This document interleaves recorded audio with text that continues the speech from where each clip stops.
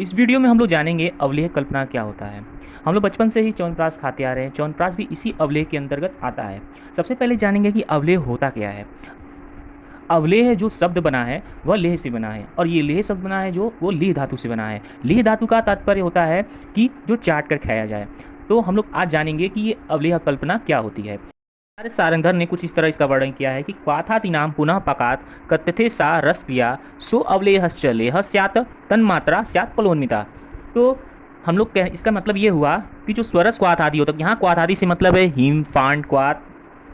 अब यहाँ पे कहा गया है कि पुनः पाक करते हैं। पुनः पाक यहाँ पे इसलिए कहा गया है क्योंकि जो क्वाथ होता है उसका पहले ही पाक करके क्वाथ बनाया जा चुका है, तो उसको पुनः पाक करते हैं।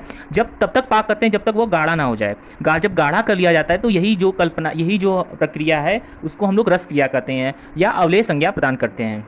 तो हम लोग क्या जाने कि स्वरस क्वाथ आदि को पात्र में रखकर आग पर पुनः पाक करते हैं। जब गाढ़ा कर लिया जाता है तो उसे क्या कहा जाता है, रस क्रिया या अवलेह कहा जाता है।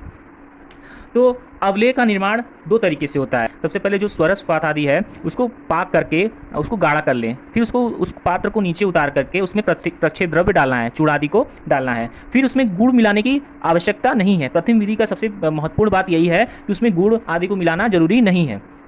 अब जो द्वितीय विधि है, द्वितीय विधि में क्या करना है, सेम प्रोसेस है, बट उसमें क्या करना है, पहले से ही स्वरस क्वाथ आदि के साथ ही गुड़ शर्करा आदि को मिलाकर अग्नि पर पकाना है उसको, और तब तक पकाना है जब तक उसमें दो तार की चाशनी तैयार न कर ली जाए। तब उसके बाद उसको उस पात्र को नीचे उतारेंगे, तब उसमें प्रक्षेप द्रव्य डालेंगे। अब जिस विधि में हम लोग गुड़ शर्करा आदि मिला रहे हैं उसमें क्या करना है, उसमें ध्यान देने वाली बात यह है कि जो उसमें चूर्ण जो मिला रहा है उसमें उस चूर्ण से 4 गुना स्वरस क्वाथ को लेना है। क्वाथ हिमफांड जो भी है स्वरस, इनको 4 गुना लेना है। किससे? चूर्ण से। ठीक है। और गुड़ कितना गुना लेना है चूर्ण से? 2 गुना लेना है। और चीनी कितना गुना लेना है चूर्ण से? 4 गुना लेना है। तो ये ध्यान रखने वाली बात है इसमें। अब जो हम लोग प्रच्छेद द्रव्य डाल रहे हैं उसमें वह कम मिलाएं, क्योंकि इसका ध्यान रखना बहुत ही आवश्यक है। नहीं तो हमारा जो कल्पना है वह तैयार नहीं हो पाएगा या खराब कल्पना तैयार होगा। वो हमारे जो रोगी हैं उनकी रोग को दूर नहीं कर पाएगा। तो प्रच्छेद द्रव्य कब डालना है? जो प्रच्छेद द्रव्य है उनको तब डालना है जब उसको अग्नि पर से उतार लिया जाए, तब डालना है। और दूसरी बात कि अगर हम लोग को अधिक मात्रा में प्रच्छेद द्रव्य डालना है तब क्या करेंगे, उसको उतार के तुरंत डालेंगे, बिना कोई टाइम वेस्ट किए तुरंत ही डालना है उसमें। मधु तब डालना है उसमें अवलेह में जब अवलेह ठंडा हो जाए। नहीं तो क्योंकि मधु को कभी भी उष्ण पदार्थ के साथ मिला के नहीं सेवन करना चाहिए, क्योंकि यह हमारे स्वास्थ्य के लिए हानिकारक है। अब हम लोग अवलेह परीक्षा देखेंगे। अवलेह परीक्षा कितनी होती है? 7 होती है।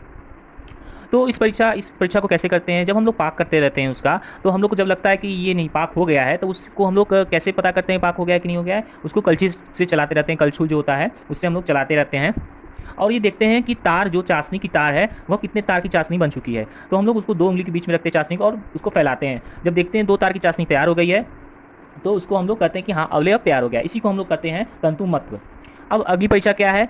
जलीय निमज्जन। जलीय निमज्जन का मतलब है जो चाशनी बनी है उसको हम लोग क्या करते हैं, एक पानी वाले पात्र में उस चाशनी को 10-15 बूंद गिराते हैं। अगर वो डूब गया, चाशनी जल में डूब गया, तो हम लोग समझ जाएंगे कि वो अवलेह अब तैयार हो चुका है। अब इसी चाशनी को क्या करेंगे, उसमें क्या कहते हैं कि एक पात्र लेंगे, खाली पात्र लेंगे, उसमें हम इस चाशनी को रखेंगे और पात्र को हिलाएंगे। अगर चाशनी फैलेगा नहीं तब हम समझ जाएंगे कि हाँ अब आपका अवलेह तैयार हो चुका है। अगली मुद्रा में क्या करेंगे, अवलेह को लेंगे और 2 अंगूठे और तर्जनी उंगली के बीच में दबाएंगे।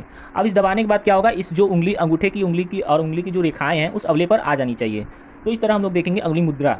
और उसके बाद गंधोद्भव होगा, वर्णोद्भव, रसोद्भव। उसमें सुंदर मतलब कि अच्छा गंध आएगा, उसमें से अच्छा वर्ण लगेगा, देखने में अच्छा लगेगा, उसका कलर जो होगा अच्छा लगेगा देखने में, और उसका स्वाद भी अच्छा होगा। अब इसकी मात्रा जो है बहुत इंपॉर्टेंट है। आचार्य सारंगधर ने इसकी मात्रा 1 पल बताई है, जो आजकल 48 ml होता है करीबन। और लेकिन हम लोग इसका सेवन आज के परीक्षा में 48 ml या जो 1 पल बताई वो नहीं कर सकते क्योंकि पेशेंट नहीं लेते हैं। तो इसमें हम लोग क्या करते हैं, सामान्यतः जो आजकल यूज किया जाता है वो 1 तोला यूज किया जाता है। 1 तोला में कितना होता है? 12 ग्राम होता है। अब इसका हम लोग अनुपान देखेंगे। अनुपान जो हम लोग लास्ट वीडियो में हम लोग ने देखा था अनुपान क्या होता है, इसका अनुपान कैसे करेंगे, इसके साथ करेंगे दूध और वासा क्वाथ के साथ करेंगे। और इसका उदाहरण, सबसे बढ़िया उदाहरण क्या है इस अवलेह कल्पना का? वासा अवलेह हो गया, च्यवनप्राश अवलेह जो हम लोग बहुत बचपन से ही खाते आ रहे हैं और बहुत फेमस है। तो च्यवनप्राश अवलेह हो गया, वासा अवलेह हो गया, ये सब इसकी उदाहरण है। तो इस तरह हम लोग जाना कि अवलेह क्या होता है और उसकी क्या विधि है बनाने की, उसकी परीक्षा क्या है, उसकी मात्रा क्या है।